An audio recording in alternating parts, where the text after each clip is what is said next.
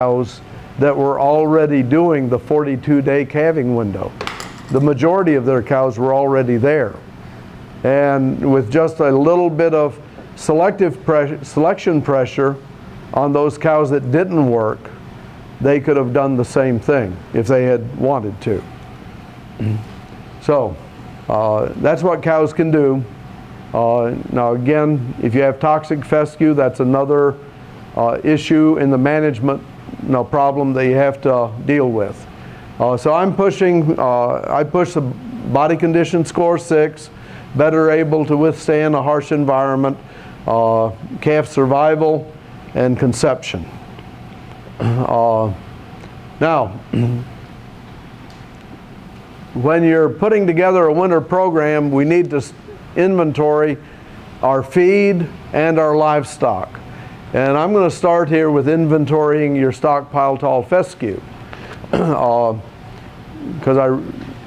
many of you do stockpile tall fescue? Okay. And those that don't, I'd like you to think about it. And there is some push for actually stockpiling Bermuda grass. When I first heard that, I thought, wow, that's a little wacky. But now that I think of it more, with my daughter, I may have said that she's a county agent in Jacksonville, North Carolina, and they have soil that you can't grow fescue on, but they can grow beautiful Bermuda grass. So it works. I mean, and I'll allude to that as we go through here. We measure forage mass with either the pasture plate or the ruler.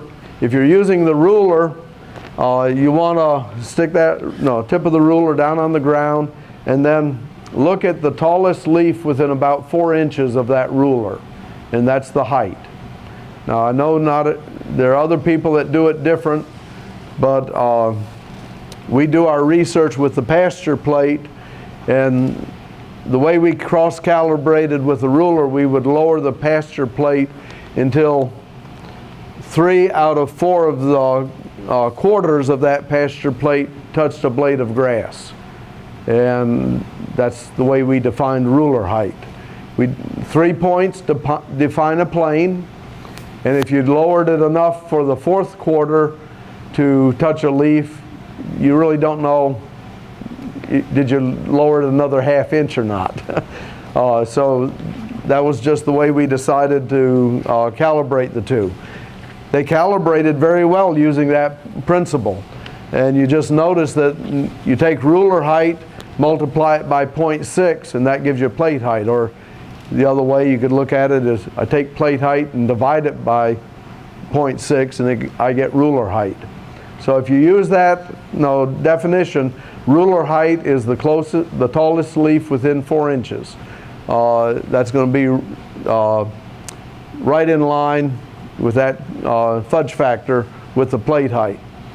Given that, if I have average density tall fescue, this is the how much forage dry matter you have per acre. If I have dense fescue, this is how much forage you have per acre. And this is in your handout on the slides. Now what's interesting, we've only been calibrating these plate meters and rulers for what, 35 years? Well, we can learn something new every year, right? I hate to admit it, it was this year that I learned this, that when we're using this for budgeting, it doesn't matter how dense it is. Within 10%, if I'm going from 10 inches to 4 inches, what's that? That's 1620, right? Now if I start grazing at 10 inches, I'm going to graze to 4 inches. I have 1,620 pounds. If it was a dense stand, I have right at, what, 1,700 pounds, right? Did I do the math right? It's almost no different. Now what we've learned, or what I've learned from this, these canopies, what are they looking for? A grass canopy is, what's its energy source? Sun. The sun. And these all, if you were to plot these on a graph, they all point to the place where that canopy would have close to 100% light interception. It's kind of cool, in my opinion. They're all pointing to the same point. And that point, we know from other research, is where the stands have basically 100% light interception. So it doesn't really matter too much. Now, from the cow side, it does matter. If we're up, okay, here's forage mass. So a 4-inch height is somewhere here. 10-inch height is about there. If I have an animal that has a high feed requirement, they need to be out in this part of the curve, where forage mass is not limiting dry matter intake. If I have a dry cow, they can come back down here. These are the cows that I can use to work for me, to clean stuff up. If, say I want to clean an area up and get more legume growth going there, I can use dry cows. It's not going to hurt them a bit. There's some calves being backgrounded on. This is endophyte-free fescue and clover. I'm at 2,000 feet elevation. I have no problem with growing endophyte-free up there under rotational grazing. So here's hay-bale inventory.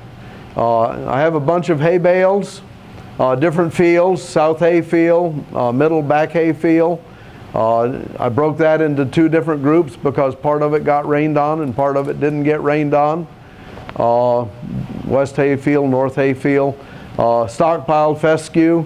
So I have a complete inventory of all my different feeds that I'm starting the season off with, along with the the number of bales and the nutritional quality. Now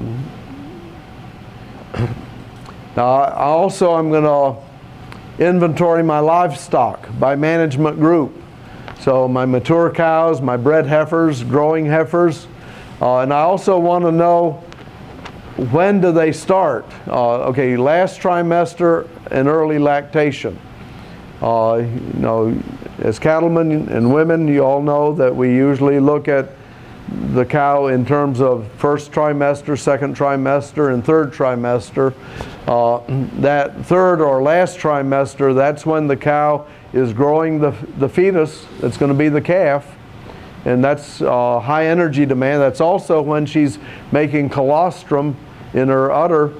It's the last half of that time period that it's going to give the colostrum to that calf. So I want to know how many head are in that group, and when does that stage of production start? Is it December 1, March 1, things like that? But that's information I need to know in terms of managing it. We've already talked about the different terms on the forage test report. Now, short course in ruminant nutrition.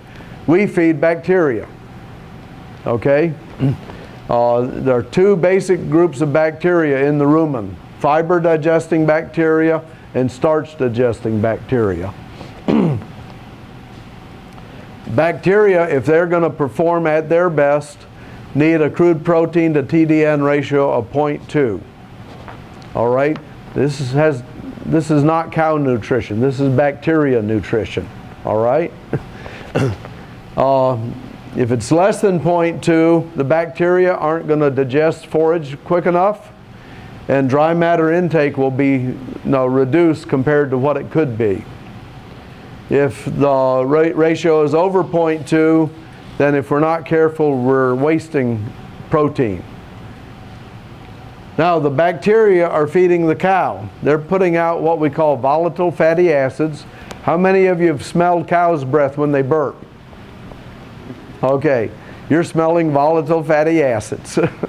Okay, those volatile fatty acids go across the rumen wall into the bloodstream, and they're used just like, by the cow, they're used just like we use sugar. So that's all you need to remember. Volatile fatty acids to a cow are sugar as to us. Now, when that undigested residue leaves the rumen and goes into the true stomach, a lot of bacteria are going with it, especially the fiber-digesting bacteria. Fiber-digesting bacteria are growing on top of the forage itself. They attach to the forage to digest the fiber. So, and then starch-digesting bacteria are out in the water. They're going to go with the liquid phase. But they all go down into the true stomach and get digested and feed the cow at that point. Now here's the relationship. This was done by students of John Moore out of, I think he was at Texas Tech. But I met him one day on the bus at an American Forage and Grassland Council meeting. And he said, "Hey Ed, I've got some good information and I'll send you this thesis." And that's how I got this information. We learn a lot at AFGC. If we go to meetings, we get to meet people. But anyway, his grad student had taken a large number of hay samples and feeding different supplements to cattle on these different hay samples and found out what I'm talking about here. The other thing I found out is it's the same in a compost pile. If you look at the carbon to nitrogen ratio in a compost pile, it's the same thing. That's kind of a duh, isn't it? They're all bacteria. Bacteria don't care. It's just showing up here. Notice that there's a lot more spread around the line once you get over 0.2. That's saying there are other things other than crude protein controlling dry matter intake. And this is basically how much NDF is in that forage and how digestible is that NDF. If you don't have much NDF, like in a legume, you'll have higher dry matter intake. If you have a grass, it's going to have more NDF and it'll be a lower dry matter intake. On the other hand, if you're comparing two grasses, one of which has a more digestible NDF, you'll probably have higher intake on that grass than the one that has a lower intake. Now notice over here though, when we're way down on this end, there's not much spread. Well, that's because it's just cotton picking crude protein that's controlling intake. There aren't other things going on. It doesn't matter. So we'll talk about more how to use that in a minute. To balance the ration, all we're going to do for what I call level 1, we're just going to compare forage test reports to the beef cattle nutrient requirement. You've got the nutrient requirement handout. Hang on to it. Don't lose it. If you do lose it, send me an email. I'll send you a new copy. Okay? But keep that. And use that every year when you get a forage test report in.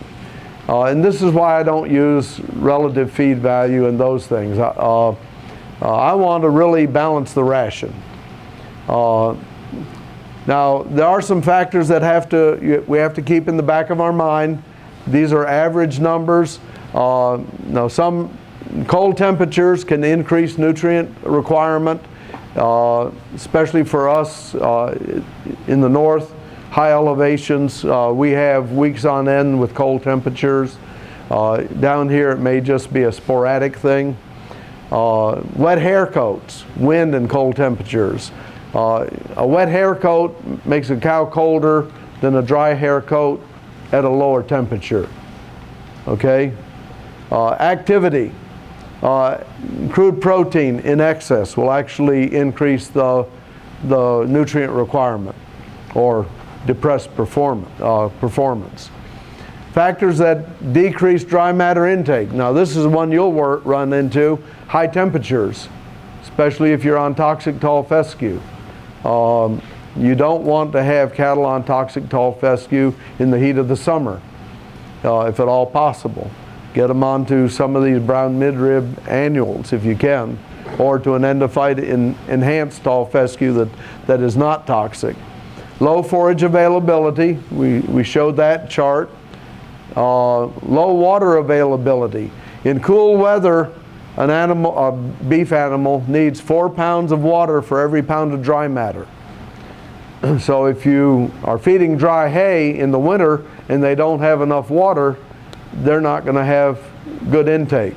During the heat of the summer, we need 8 to 12 pounds of water for every pound of dry matter. Now if they're on a good forage carries 5 pounds of water for every pound of dry matter. So they're getting a lot of water there. So think about it, if they were on a cool season annual during the winter, they may not need water. Now, I'm not saying don't give them water. I'm just saying if they don't go to the water tank, don't be surprised, because they're getting enough water in their forage that they don't need to go drink a lot of water. And I guess the flip side of that is don't use a watering source to medicate animals during that time of year, because they may not drink the water that you think they're going to drink. Okay, low crude protein decreases. We've talked about that, and anti-quality factors like the toxicity in your fescue. I think we've hit on all those already. So we're going to just go through some examples now of matching the hay to the cow. We've taken our sample, we get our forage test back, we've got our nutrient requirement handout beside us, we've got that inventory sheet that we showed earlier. Now right now I'm just going to use three hay samples, and I've got animals in 4 different classes of animals. And if we had more time, I'd be asking you to answer these questions before I gave you the answer. But being short on time, mid-third of gestation, we have a requirement of 7 to 8% crude protein and 49 to 50% TDN. And I say it that way. You've got the book value. I round it to 8 and 50 on these cows. But here I've got 2 hays. I've got this one well, let's look at this one first. I've got some junky hay there, don't I? I consider anything under 50% TDN junk. All right? So to me, that's junk hay. It's got 8% protein. I'm not sure how it got that high with that quality TDN, but it did. But even there, on the energy, it's not quite enough in my mind. Well, it's not enough to meet that requirement right there. And if that's the only hay I fed, I'm probably going to lose a little weight on my cows. Maybe not a lot, but they're definitely not going to get any fatter. And if my cows aren't up to a body condition score 6 yet, I want them to be going up in weight and not down in weight. So I can bring in a little, this is some pretty good hay here, 12% crude protein, 65% TDN. Now I can make a ration out of that by feeding 1 bale of hay number 1 and 3 bales of hay number 3. Now how do I do that? I don't have a grinder mixer. I'm too cheap for that, okay? I don't have a big enough tractor.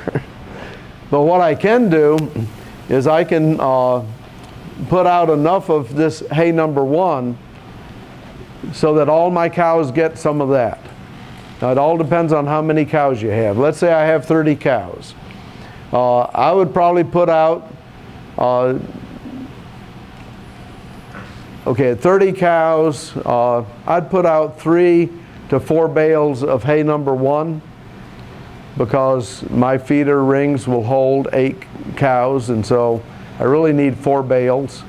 And I'd let them eat that. They're going to clean that up in 3 to 4 days.